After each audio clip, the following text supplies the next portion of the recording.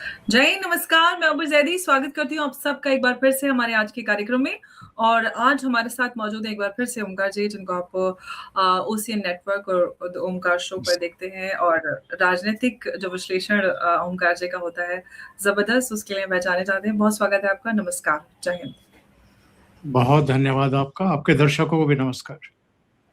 नमस्कार ओमकार जी। वेस्ट बंगाल को लेकर हम देख रहे हैं लगातार जो चुनावी माहौल है बहुत ज्यादा बना हुआ, और लगातार माहौल जो है गर्माता जा रहा है। प्रधानमंत्री मोदी वेस्ट बंगाल पहुंचे और उन्होंने ममता बनर्जी को जिस तरह से आड़े हाथों लिया, जबरदस्त एक शुरुआत हो चुकी है। और जिस तरह से मोदी जी ने कहा कि जंगल राज खत्म करने की अब शुरुआत हो चुकी है और वेस्ट बंगाल में बदलाव आएगा, तो यहाँ से क्या नजर आ रहा है बीजेपी और टीएमसी के बीच जो एक कांटे की टक्कर बनी है? हालांकि कुछ दिन पहले तक तो लग रहा था कि बीजेपी और टीएमसी का कोई मुकाबला नहीं है, लेकिन अब जोरदार कांटे की टक्कर बन चुकी है। देखिए, कुछ समय पहले तक पश्चिम बंगाल में भारतीय जनता पार्टी कोई बहुत बड़ी पावर नहीं थी, बहुत बड़ी ताकत नहीं थी, उसका कोई एज सच उतना आधार भी नहीं था।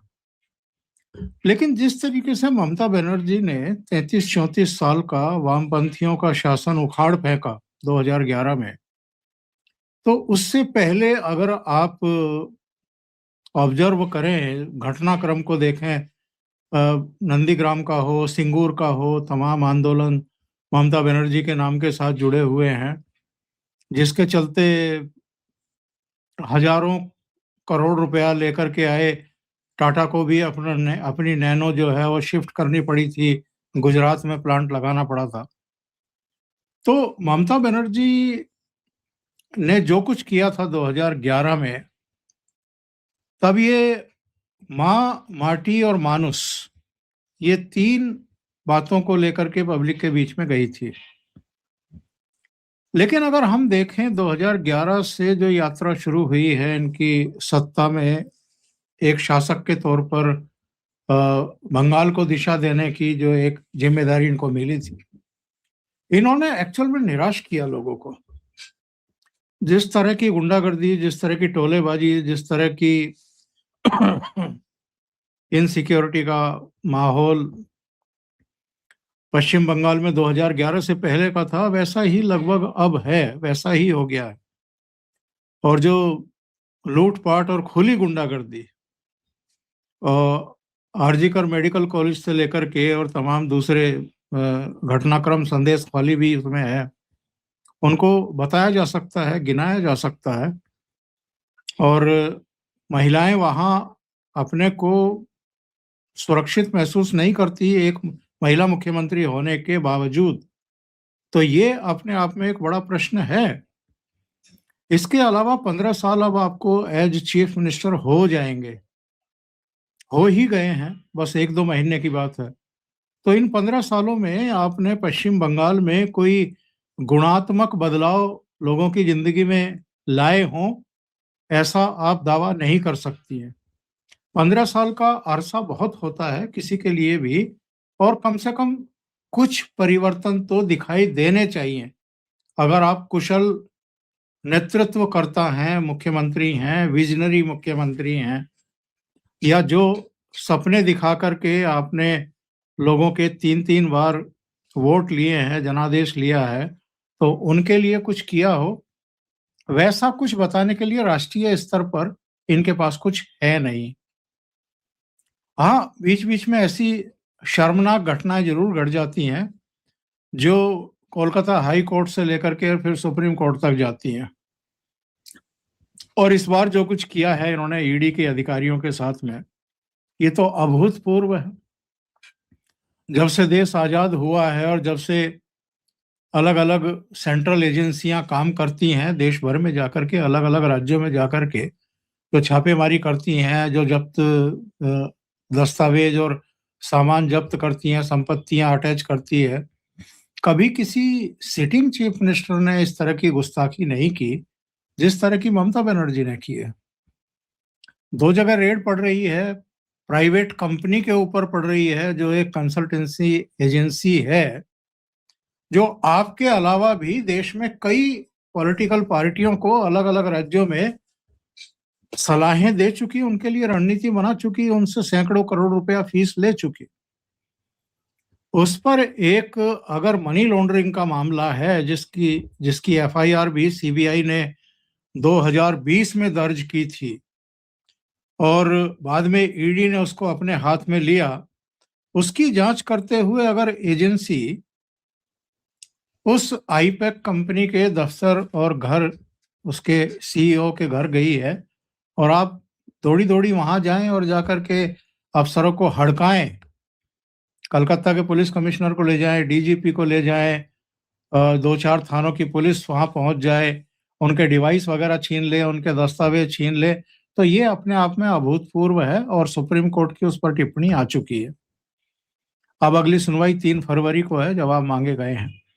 लेकिन ये पहली बार नहीं हुआ है अंबर जी, इससे पहले भी ईडी के अधिकारियों के सिर फोड़े गए, उनकी गाड़ियों के शीशे तोड़े गए। जब वो संदेश खौली मामले की जांच करते करते, वो क्या नाम था उसका, शाहजहां था गुंडा जो जिसको बाद में गिरफ्तार किया गया, जब उसकी गिरफ्तारी के लिए गए, पूछताछ के लिए, जब्ती के लिए, छापेमारी के लिए गए तो अधिकारियों के सिर फोड़ दिए गए थे। खुद ममता बनर्जी, जब ये आजकल के डीजीपी जो है आलोक कुमार, ये कलकत्ता के पुलिस कमिश्नर हुआ करते थे, तो शायद वो शारदा नारदा केस से संबंधित मामला था जिसकी जांच पड़ताल सीबीआई कर रही थी, तो इन्होंने सीबीआई का रास्ता रोक लिया था। फिर बाद में जाकर के सीबीआई के दफ्तर पर करीब 6 घंटे तक इन्होंने धरना दिया था।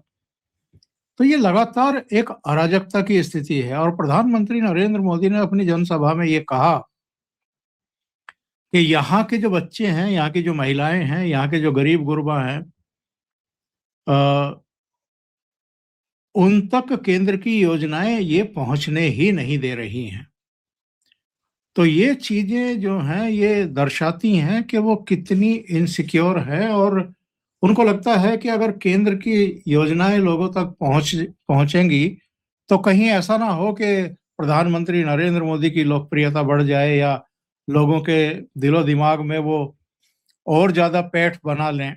तो इसलिए ये सब चीजें, आयुष्मान योजना लागू नहीं होने दी आज तक पश्चिम बंगाल में, तो प्रधानमंत्री ने चुटकी भी ली उस पर। उन्होंने कहा कि आयुष्मान योजना लागू ना करने वाले का दिल्ली में क्या हाल हुआ है ये मुझे बताने की जरूरत नहीं है।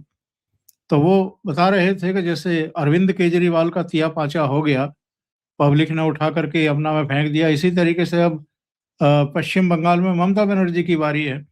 लेकिन कह सकते हैं कि उन्होंने अपना एक मैकेनिज्म तो बना लिया है, अपना एक प्रभुत्व तो कायम किया है और अपनी एक ऐसी टीम तो तैयार की है जो हर स्थिति परिस्थिति में उनके साथ खड़ी हुई दिखती है।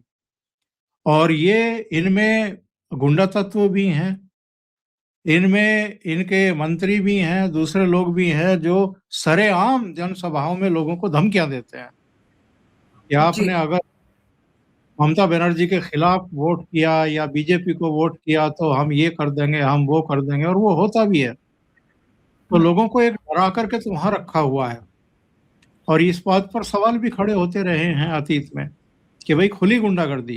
भाई चुनाव नतीजे आ गए थे पिछली बार विधानसभा के, जीत गई थी आप 214 215 सीटें लेकर के, जितनी सीटें आपको कभी नहीं मिली उतनी सीटें लेकर के जीत गई। उसके बाद हिंसा करना, महिलाओं की अस्मत पर हाथ डालना, घरों को लूटना, दुकानों को लूटना, उनको पलायन के लिए मजबूर कर देना, तो ये सब चीजें शो करती हैं कि वहां बहुत कुछ ऐसा है जो एक्चुअल में संविधान सम्मत भी नहीं है, कानून सम्मत भी नहीं है। इनका बिल्कुल। अपना एक तंत्र है जो अलग तरीके से काम करता है और उस तंत्र को कैसे, उस तंत्र का मुकाबला किया जाएगा, ये अपने आप में एक बड़ा सवाल आज की तारीख में भी है। बिल्कुल। और ओमकार जी, जो वेस्ट बंगाल में के अंदर चल रहा है वोटर लिस्ट का रिवीजन को लेकर जो घमासान मचा हुआ है, उसी पर सुप्रीम कोर्ट में बड़ी लंबी सुनवाई हुई और सुप्रीम कोर्ट ने आयोग को कहा कि भाई आप जो है वोटर लिस्ट जो है उसको सार्वजनिक करें, ये जो 1.25 करोड़ नाम है उनको बताएं, और जो लॉजिकल डिस्क्रिपेंसी के आधार पर ये सारा नोटिस भेजे गए हैं उसको टीएमसी जो है बड़े जीत के तौर पर इसको देख रही है। जो एसआईआर को लेकर घमासान है, ये जिस तरह से टीएमसी इसको रख रही है, और जो एसआईआर वाला मुद्दा है, ये कितना चुनाव में मायने रखता है वेस्ट बंगाल के? वेस्ट बंगाल में करीब 2 करोड़ लोगों को नोटिस इश्यू किए गए हैं। हम्म, कुछ ना कुछ खामियां पाई गई हैं। उम्र संबंधी, जैसे पिता पुत्र की उम्र में कोई बहुत अंतर नहीं है या दूसरी चीजें हैं, उन हम्म, सबको लेकर के नोटिस इश्यू किए गए हैं कि आप जवाब दीजिए। हम्म, और 2 करोड़ की संख्या बहुत बड़ी संख्या होती है, बहुत बड़ी हम्म, संख्या होती है। 2-4 लाख होते, 5-7 लाख होते, समझ में आता है। 2 करोड़ तो बहुत ज्यादा होता है। तो अगर इतना है तो इसका मतलब ये है कि तमाम सतर्कता के बावजूद बहुत बड़े पैमाने पर कुछ खुरापात हुई है, कुछ गड़बड़ियां हुई है। हम्म, अब उन गड़बड़ियों को अगर ठीक करने के लिए कवायद चुनाव आयोग कर रहा है और 2 करोड़ लोगों को नोटिस इशू किए गए हैं, और सबसे ज्यादा पेट में दर्द हो रहा है टीएमसी के ही, तो ये अपने आप में सोचने के लिए बाध्य करता है। लेकिन ये संख्या इतनी बड़ी है कि सुप्रीम कोर्ट को भी ये कहना पड़ा कि भाई चुनाव आयोग थोड़ा और पारदर्शिता दिखाए इस मामले में। जिन जिनको नोटिस इशू किए गए हैं उनके नाम प्रकाशित करें, वेबसाइट पर उनके नाम लेकर के आए, ताकि लोगों को पता तो चल सके। अब इन 2 करोड़ में होंगे बहुत सारे ऐसे जिनके पास नोटिस नहीं भी पहुंचे होंगे, तो वो कम से कम वहां देख लें और देख करके समय रहते अपनी जो भी आपत्ति करनी है या दर्ज करनी है, या जो भी साफ सफाई पेश करनी है, जो भी दस्तावेज जमा करने हैं, तो वो हम्म, समय से दे सकें। पर मुझे लगता है कि एसआईआर में कुछ खामियां तो हैं। अब ये खामियां चुनाव आयोग के टॉप लेवल से हैं या निचले स्तर पर हैं, कुछ तो गड़बड़ी है, कुछ तो गड़बड़ी है। क्योंकि बीएलओ के लेवल पर भी हम देख रहे हैं कि कई तरह की नेग्लिजेंसी जो है वो देखने को मिल रही है। तो ये जिम्मेदारी किसकी है? ये चुनाव आयोग की जिम्मेदारी बनती है। बहुत बड़े पैमाने पर मतदाता सूचियां जो ड्राफ्ट जो प्रकाशित हुए हैं, उसमें ऐसे लोगों के नामों के सामने भी लिख दिया गया कि अनुपस्थित पाए गए, जो कई कई बार वोट डाल चुके हैं लोकसभा चुनाव में, विधानसभा चुनाव में। तो ये अपने आप में जो है एक बड़े सवाल हैं। खास तौर से मुझे लगता ये है कि पिछले 2 दशक में जो लोग कहीं ना कहीं शिफ्ट हुए हैं दूसरे शहरों में, या दूसरे राज्यों से दूसरे राज्यों में, या गांव से शहरों में, या शहरों से दूसरे शहर में, उनके साथ ये प्रॉब्लम ज़्यादा आ रही है। क्योंकि ये मैपिंग का मामला भी है। 2003 इन्होंने आधार वर्ष बनाया है कि जहां आप रह रहे हैं वहां 2003 की सूची में आप थे या नहीं थे। नहीं थे तो फिर आपके नाम बेदर्दी से काटे जा रहे हैं, बिना किसी तर्क के काटे जा रहे हैं। ये एक बहुत बड़ी प्रॉब्लम पूरे देश में, और खास तौर से ये शहरों में आपको ज्यादा मिलेगी, जहां पर लोग शिफ्ट हुए हैं एक दूसरे शहर में। तो ये इसको कैसे एड्रेस करेगा चुनाव आयोग, ये अपने आप में एक बड़ा सवाल है। पर अब चुनाव आयोग को ये नोटिस और सब सारा कुछ सार्वजनिक करने के लिए जानकारी कहा गया है इस पूरी लिस्ट को।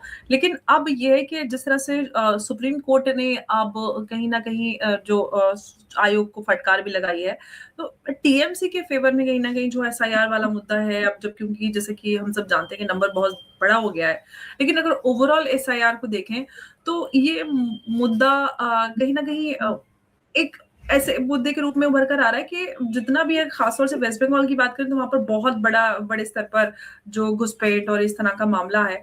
ऐसे में कैसे ये जो हालांकि राष्ट्रीय सुरक्षा के हवाले से देखा जाए तो बहुत अहम मुद्दा है, लेकिन कहीं ना कहीं लोकल जो पॉलिटिक्स है उसके चलते ये डाइल्यूट भी होता जा रहा है। तो क्या जो असल मकसद है वो दबता जा रहा है इस चुनावी माहौल के बीच? एसआईआर कराने का मूल मकसद क्या था? मतदाता सूची को शुद्ध करना, जो अयोग्य हैं, अपात्र हैं, उनको बाहर करना, जो योग्य हैं, जो पात्र हैं, 18 वर्ष के हो गए हैं, उनको मतदाता सूची में लेकर के आना। अब 3 चीजें थी जो अब इस दुनिया में नहीं है, उनको मतदाता सूची में क्यों रहना चाहिए? उनके नाम हटने ही चाहिए। दूसरे जो शिफ्ट हो गए हैं, या मान लिया मेरा गांव मेरठ में है, खैर मैं तो 89 में मैं गांव छोड़ दिया था और शहर में आ गए थे, लेकिन एक उदाहरण दे रहा हूँ कि गांव से मान लिया कोई नौकरी के सिलसिले में शहर में गया है या किसी दूसरे स्टेट में गया है, और उसने अपना गांव का भी जो उसमें मतदाता सूची में नाम था वो नहीं हटवाया, और नई जगह जाकर के उसने अपना दूसरा मत बनवा लिया। तो एक जगह से तो हटना चाहिए ना। दो दो जगह आपके एनरोल हो रहे हैं, इसका मतलब ये है कि जो नई जगह आप गए हैं वहां तो आपने वोट डाल ही दिया। गांव में भी पार्टी पॉलिटिक्स इतनी ज्यादा होती है, वहां भी किसी ने किसी आदमी को खड़ा करके और कुछ साठ गांठ करके आपका वोट वहां भी डलवा दिया। तो ये चीजें, ये जो मक्कारी और बदमाशी है, ये तो बंद होनी चाहिए ना। दूसरी बात तो ये है कि जो घुसपैठियों की समस्या है, जो आपने भी कहा है कि खास तौर से पश्चिम बंगाल है, असम है, इवन झारखंड है, बिहार है, जो सीमावर्ती राज्य हैं या जो इस तरह के देशों के नजदीक राज्य पड़ते हैं, झारखंड, ऐसे अनेक राज्यों में, कई जिलों में ये समस्या बहुत बड़े पैमाने पर है। वरना एक बात बताइए कि जब ये बात आई कि एसआईआर होगी बंगाल में, तो इतनी बड़ी संख्या में लोग क्यों भाग रहे थे? अपना सामान वामान उठा करके, बच्चों को उठा करके, और अपनी महिलाओं के साथ, और नदी पार करते हुए दिखाई दे रहे थे। पूरी भीड़ लगी हुई थी, नाव ठसाठस भरी हुई थी। इसका मतलब ये है कि ये अवैध रूप से, गलत तरीके से, बिना किसी वैध दस्तावेज के भारत आए थे। जाहिर है इनमें बहुत सारे गरीब गुरबा लोग हैं, अपनी रोजी रोटी कमाने के लिए ही आए होंगे। बदनीयती वाले तो इनमें बहुत कम होंगे। पर फिर भी एक समस्या है कि जो हमारे देश के नागरिक नहीं हैं, उन्होंने यहाँ आकर के अगर गलत तरीके से, गलत लोगों को पैसा वैसा खिला करके दस्तावेज बनवा लिए हैं, वोटर आईडी कार्ड बनवा लिया, राशन कार्ड बनवा लिया, आधार कार्ड भी बनवा लिया, उसके बाद कुछ संपत्ति खरीद ली, घर भी बनवा लिया, यहीं उनके बच्चे पढ़ लिख भी रहे हैं। तो एक तो ये हमारी अपनी अर्थव्यवस्था पर बहुत बड़ा भार पड़ रहा है। दूसरे, जो मूल भारतवासी हैं, उनके जो हक हैं, उन पर एक तरीके से ये डाका डाल रहे हैं। यहाँ के लोग तो बेरोजगार घूम रहे हैं, और ये लोग अपना रोजगार, चाहे छोटा मोटा रोजगार ही कर रहे हों, मिट्टी गारा रेत ईंटें ही ढो रहे हों, पर वो यहाँ के लोगों का जो अधिकार है, जो मूल यहीं पैदा हुए, यहीं पले बड़े हैं, यहाँ के नागरिक हैं, उनके अधिकारों पर डकैती पड़ रही है। तो ये एक बड़े पवित्र मनोदशा के साथ में, अप्रोच के साथ में ये काम शुरू हुआ, पर जो राजनीति है उसने एक्चुअल में इसको बड़ा विद्रूप कर दिया और बड़ा विवादास्पद बना दिया। क्योंकि वो पॉलिटिकल पार्टियां जो इन घुसपैठियों के जरिए मरे हुए लोगों के वोट भी डलवा देती थी, या जो शिफ्ट हो गए उनके वोट भी डलवा देती थी, इनको लग रहा है कि अब हमारा जो आगे बढ़ने का रास्ता था वो केंद्र सरकार बंद कर रही है। लेकिन इसमें बहुत सारी दूसरी बुराइयां भी छिपी हुई हैं।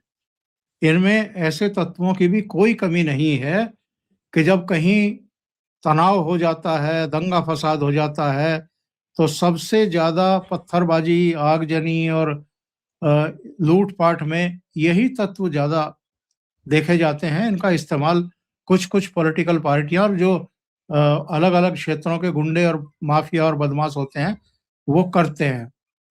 तो भाई, देश में कभी शांति स्थापित होने दोगे, नहीं होने दोगे? जो मूल यहाँ के नागरिक हैं उनका जीवन थोड़ा बेहतर होने दोगे या नहीं होने दोगे? या जो दंगे फसाद होते हैं इनको कभी बंद होने दोगे या नहीं? बहुत बड़े सवाल हैं। पर हाँ, ये एक अलग तरह की समस्या है। खास तौर से जो सीमाई राज्य हैं उनमें उनमें असम भी है, उनमें पश्चिम बंगाल भी है, और पूर्वोत्तर के भी कई राज्यों में अब तो हम देख रहे हैं, वहां से वीडियो आ रहे हैं, अरुणाचल से वीडियो आ रहे हैं कि ये बांग्लादेशी यहाँ भी घुसपैठ कर रहे हैं, यहाँ भी इन्होंने पैर पसार लिए हैं। तो ये एक बहुत बड़ी समस्या है। प्रधानमंत्री नरेंद्र मोदी ने लाल किले की प्राचीर से कहा भी था कि ये जो डेमोग्राफी चेंज की जा रही है, ये एक बहुत बड़ी साजिश के तहत की जा रही है।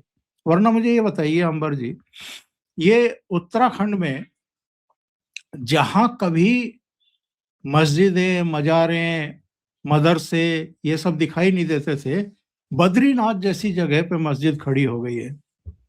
उधर ये सिंजोली जगह थी वो शिमला के पास, जहां पर वो 3-4 मंजिला एक मस्जिद खड़ी कर दी गई थी बिना परमिशन के, और वो जमीन भी शायद सरकारी थी जिसको लेकर के बवाल हुआ था। तो कई जगहों पर इस तरह की चीजें हुई हैं। तो कई बार लगता है कि कुछ तो डिजाइन किया जा रहा है। जैसे रेलवे लाइन के आसपास हल्द्वानी में 50-60 हजार घरों की एक बस्ती बसा ली गई, और जब उनको हटाने की कोशिश की गई तो सुप्रीम कोर्ट ने कहा कि नहीं नहीं, इनको ऐसे नहीं हटा सकते, इनके लिए पहले आप घर बनवा करके दीजिए, तब इनको यहाँ से हटाइए। यानी रेलवे अगर अपना विस्तार करना चाहता है, डबल लाइन या ट्रिपल लाइन जो है वहां डालना चाहता है, कुछ हल्द्वानी में बढ़िया स्टेशन बनाना चाहता है, पार्किंग वगैरह की व्यवस्था करना चाहता है, तो अब वो इंतजार करे। जब राज्य सरकार और केंद्र सरकार इनके लिए घर बना करके खड़े कर दे, तब ये वहां से शिफ्ट होंगे। तब तक के लिए वो हाथ पर हाथ रख करके बैठ जाए। तो ये रातों रात कहाँ से इतनी बस्तियां बस रही हैं, कहाँ से ये इतना एक जमावड़ा जो है वो लेकर के आया जा रहा है। तो लगता तो यही है कि हो सकता है कि हिंदुस्तान के भी गांव से या बहुत ज्यादा आबादी वाली जगहों से इन लोगों को लाया जा रहा हो। और मैं ये भी मानने को तैयार नहीं कि ये सब के सब किसी एक ही कम्युनिटी के होंगे। इसमें अलग अलग कम्युनिटी के लोग भी हो सकते हैं, गरीब गुरबा लोग हो सकते हैं। हम तो यहीं देखते हैं जहां हम रहते हैं। हमारे यहाँ एक काम करने वाली जो आती थी, तो उसको जब पूछताछ की गई तो पता लगा कि वो पूर्वी उत्तर प्रदेश के किसी जिले से है, और बहुत सारे बिहार के लोग भी इस तरीके से आ जाते हैं। तो इसमें ये ढूंढना कि ये किसी कम्युनिटी विशेष के ही लोग हैं, ये भी गलत होगा। और ये एक बहुत बड़ी समस्या है जिसको एड्रेस नहीं किया गया है। इसको अब एड्रेस किया जाना चाहिए। अब एड्रेस कर रही है सरकार, तो उस पर राजनीति भी जमकर हो रही है। लेकिन सबसे बड़ी बात तो यहाँ पर ओंकार जी यही है, आपने कई सारे एग्जाम्पल दिए। सिंगरौली वाली मस्जिद की बात की, हल्द्वानी वाला जो केस, जो मतलब मीडिया में बहुत ज्यादा जिन पे चर्चा हुई और एक माहौल बना। अब इन मुद्दों को पे जब चर्चा होती है तो उस पे राजनीति भी शुरू हो जाती है, तो जो मूल मकसद है वो दब जाता है। तो जबकि सीमावर्ती जो राज्य हैं उनमें डेमोग्राफिक इम्बैलेंस को लेकर कई राज्यों की जो हाई कोर्ट्स हैं वो ये बात कह चुके हैं सरकारों को कि आप इस दिशा में काम कीजिए, क्योंकि एक डेमोग्राफिक इम्बैलेंस और कल्चर पे राज्य का असर पड़ रहा है। बावजूद इसके फिर हम इतनी राजनीति क्यों देख रहे हैं? मतलब सिर्फ वोट बैंक प्यारी है, देश से कोई सरोकार नहीं है। लगता यही है, और ये बहुत अनफॉर्चुनेट, बहुत ही ज्यादा दुर्भाग्यपूर्ण स्थितियां हैं कि येन केन प्रकारेण किसी भी तरीके से सत्ता तक पहुंचना है, उसके लिए देश पर भी बाजी लगानी पड़े, संविधान को भी खूंटी पर टांगना पड़े, कानून को भी धता बताना पड़े तो करेंगे। पर गुंडों को, बदमाशों को, बदनामों को, जिनके सिर पर बहुत सारे मुकदमे हैं, उनको भी टिकट भी देंगे, और जितने भी इस तरह के तत्व हैं उनकी भी मदद लेंगे। उनकी मदद ही नहीं लेंगे, उनको संरक्षण भी देंगे। उनको चाहे टाट पट्टी में ही, टेंटों में ही बसाना पड़े और वहां उनका रसद भी पहुंचाना पड़े, वो भी करेंगे। तो ये सारी चीजें जो हैं ये बहुत खतरनाक स्थिति में पहुंच रही हैं। ओवरऑल एक्चुअल में जो पॉलिटिकल जमात है उसी को सोचना है अल्टीमेटली, तो क्योंकि कानून भी वही बनाते हैं, व्यवस्था भी बनाने की जिम्मेदारी उनकी है, और व्यवस्था बिगाड़ते भी यही लोग हैं। तो हम लोग और आप लोग तो बैठ करके इन समस्याओं को पब्लिक के सामने ला सकते हैं कि भाई कम से कम सोचिए और जो इस तरह की हरकतें कर रहे हैं राजनीतिक दल और नेता, उनको रिजेक्ट करना शुरू करिए। हुँ। लेकिन अब इस पूरे चर्चा के अंत में ये है कि जो मोदी जी ने गुंडा राज को खत्म करने की बात की है कि अब अंत हो रहा है। क्या लग रहा है कि वो समय आ गया है वेस्ट बंगाल में? बहुत कठिन कठिन प्रश्न है, इसका आसान उत्तर नहीं है। पश्चिम बंगाल के संदर्भ में गारंटी के साथ कुछ नहीं कहा जा सकता। हाँ, 15 साल की एंटी इनकम्बेंसी है, एसआईआर हुई है, बहुत सारी दूसरी समस्याएं वहां पर हैं, उनके निराकरण का संकल्प बीजेपी लेती हुई भी दिखाई दे रही है। लेकिन जब वोटिंग का समय आता है तो लोगों को वहां डराया धमकाया जाता है, हुँ। हिंसा का शिकार बनाया जाता है, बहुत सारे लोगों को मार डाला जाता है, उनकी डेड बॉडी पेड़ों से टंगी हुई मिलती है। तो उस हुँ। पूरे इलाके में और पूरे क्षेत्र में एक तरीके का दहशत का संचार किया जाता है कि आप हुँ। लोग भी अगर नहीं माने तो आप लोगों की लाशें भी इसी तरीके से टंगी हुई देखी जा सकती है। इसलिए बहुत सारे लोगों का कहना ये है कि भाई न्यूट्रल, फ्री और फेयर इलेक्शन अगर कराने हैं तो वहाँ राष्ट्रपति शासन लागू किया जाए। जो पुलिस वहाँ सुनती ही नहीं है किसी की, जब तक कि ममता बनर्जी चीफ मिनिस्टर है, जो प्रशासन है वो किसी को किसी की जो शिकायत होती है, कंप्लेंट होती है, उस पर कोई कार्रवाई ही करने को तैयार नहीं होता है। और जो गुंडे बदमाश हैं, जो कैडर के लोग हैं, हुँ। उनके हौसले बुलंद हैं, तो उनको नियंत्रित हुँ। करने के लिए ज़रूरी है कि वहाँ राष्ट्रपति शासन लगाया जाए। अब लगाएँगे कि नहीं लगाएँगे मोदी जी, मुझे पता मैं नहीं। यही सवाल आपसे पूछना चाह रही थी ओमकार जी कि राष्ट्रपति शासन लगाने का मौका बीजेपी के पास कई बार आया, लेकिन नहीं किया। और इतने साल से मैं भी देख रही हूँ, क्योंकि आपका तो इतना लंबा एक्सपीरियंस है, बट मैं भी इतने साल से देख रही हूँ कई बार, मतलब अभी, मतलब क्योंकि 15 साल से हैं, तो 15 साल में भी मेरे फिर 8-10 साल से मैं एक्टिव हूँ। मैं देख रही हूँ कि कितनी बार मौका मिला। तो क्यों बीजेपी कदम नहीं उठाती वेस्ट बंगाल? इसके पीछे क्या राजनीति है? क्योंकि बीजेपी सैद्धांतिक तौर पर 356 लगाने की मुखालफत करती रही है, विरोध करती रही है। इंदिरा गांधी के समय 50 से ज्यादा बार लगाया गया, राजीव गांधी के हुँ। समय भी सरकारें बर्खास्त की गई।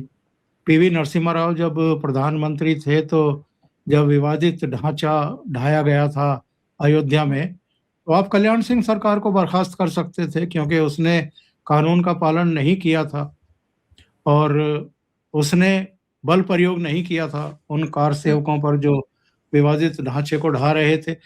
वो तर्क बन सकता है, लेकिन उसके साथ पीवी नरसिम्हा राव सरकार ने हिमाचल और मध्य प्रदेश की बीजेपी की सरकारें भी बर्खास्त कर दी। क्यों?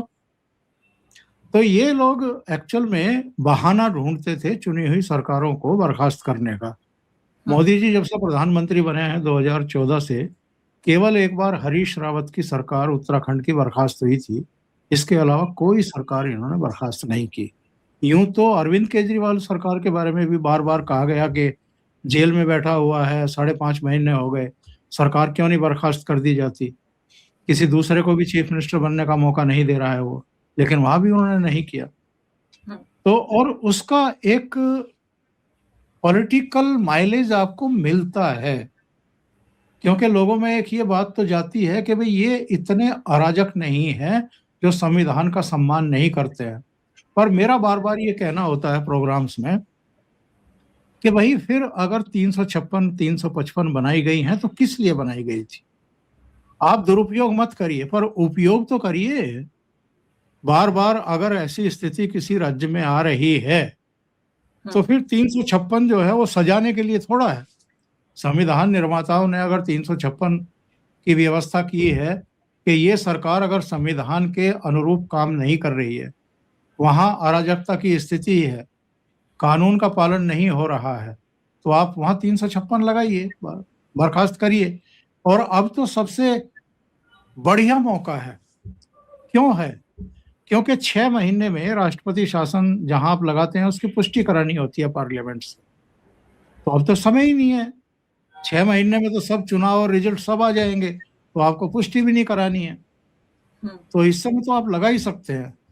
और मुझे लगता है कि अभी भी वो एक हिचक है कि कहीं ये विक्टिम कार्ड खेलना शुरू ना कर दें और ये ना कहना शुरू कर दें कि देखो मेरी सरकार को बर्खास्त कर दिया और कहीं मामला उलट ना जाए।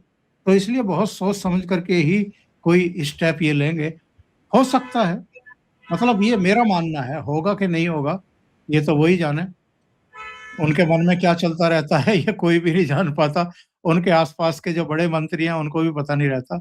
पर मुझे लगता है कि जब अधिसूचना जारी होगी, आचार संहिता लगेगी, उसके आस-पास हो सकता है कि राष्ट्रपति शासन लगाने का फैसला हो।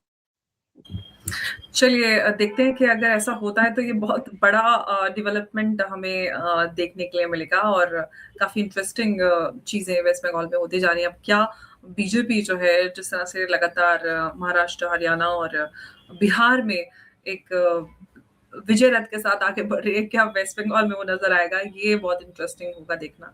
ओंकार जी बहुत धन्यवाद आपका इस चर्चा में हमारे साथ जुड़ने के लिए। नमस्कार, जय हिंद, जय नमस्कार। भारत। धन्यवाद।